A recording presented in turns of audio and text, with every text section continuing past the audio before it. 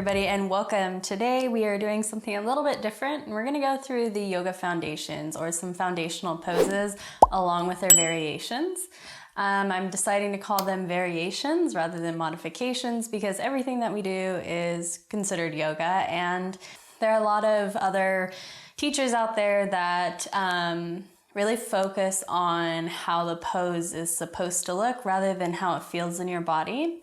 So I've actually been writing a blog on this. You can check it out at tatamarieyoga.com of modifications for poses, or trying to say now variations of poses for people like you and I that sometimes things just don't feel right, and we can modify or take whatever variation we want during our practice. And so I'm going to show you how to do that and what you can use in your practice, and really actually develop a relationship with the pose and how it feels. And just a reminder that, you know, we're all human and we're all different shapes and we're all different sizes, and not every pose is going to look the same. It's just not.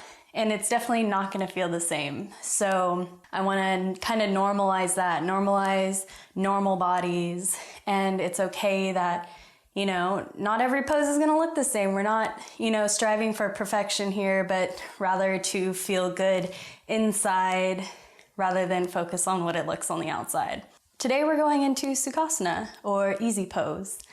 And I like to call it not so easy pose. Today I just have some blankets, pillows, and 2 blocks. Now, we're not going to use all the props, or I mean, you can use all the props in this one pose if you'd like all together, but I'll show you different ways to modify it, not modify, I'll show you different variations that you can take during your practice. So the first one is probably my favorite. I'm gonna put these blocks here. We're just gonna take a pillow, and we can sit on a pillow, and that'll give us a little boost. This helps me, just gives me a little bit of lift. If it's not high enough, we can take a pillow and a block and put the pillow right on top of the block. Boom. If the block is not as comfortable as you'd like it to be, the pillow or even a blanket can support you. So this is option number 2. Oh, say your knees hurt or your legs hurt. Well, my friend, we can take a blanket, and you know the cylinder that we always make everything in. If you ever practice with me, we're always making this cylinder. So I'm gonna lift my knees up so my feet are crossed in front of me, and I'm gonna tuck this blanket right underneath my knees and wrap it around. You can even wrap it around twice. And so I'm like on this big throne. So the blanket is supporting our knees, and the pillow and the block are supporting our hips, and that raises us up so we're not as compressed. And the blanket is also supporting our legs so our hips aren't just falling open, and that might cause a lot of tension, especially if we're not used to sitting in the pose. I know a lot of times, myself included, I'll start the class in Sukhasana, and that doesn't always jive with people, so know that there are variations available. All right, so hopping off the throne here. Say you don't have any blankets and you just have blocks, like you're in a studio or something, and you know, like, hey, I don't like this pose. So if you'd like, maybe grab 2, even 3 blocks. I know from experience that people are afraid of props in class, like they're gonna be less of a yogi if they use them. So if there's a bunch of blocks, just go ahead and grab them. I'm gonna put these right underneath my knees. So again, this kind of acts as that blanket to lift my knees up, reduce the tension in my hips here, so my legs aren't just plopping open. And then again, you can also grab another one to sit on to lift your hips a little bit higher and release that crunching feeling you might feel in your hips right now. And then just going over the basic cues of Sukhasana.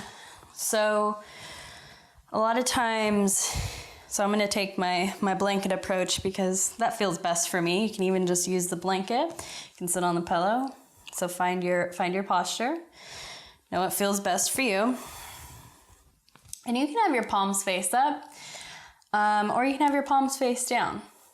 It's whatever really you would like. Again, developing that relationship with your pose. You don't always have to rely on your teacher's cues to go into a certain posture, but if you know you like it a certain way, then go ahead and take it.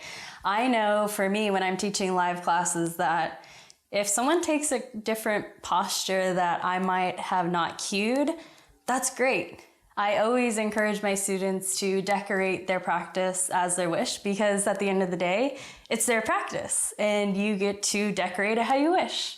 So little cues like that, I just leave that up to the students. There's one thing that I do really enjoy to cue in my class and for students. We like to sit like this and, type on our computers all day, or like look at our phone all hunched over. So if there's one thing that I want you to take away from this posture, is to lift through your chest, keep your chin onto the horizon, and try to pull your shoulders right over your hips. If you've taken my class before, I'm sure you've done it, where we hinge forward, we hinge back, and we hinge from side to side. That way we can find our center point and our shoulders right up over our hips. So just roll your shoulders back and down, lift your chin slightly, and really work on just shining your chest forward. And then finding ease through your legs as you ground down, feeling the surface beneath you. All right, so I hope you enjoyed this today, you guys. Like I said, I have all of these on the blog. If you want to check it out, it's tatamarieyoga.com. I'm going to continue this yoga foundation and variation series, so stay tuned. If you haven't already, please consider to like and subscribe to support free yoga. And as always, it's a pleasure to move with you. I'll see you next time. Namaste.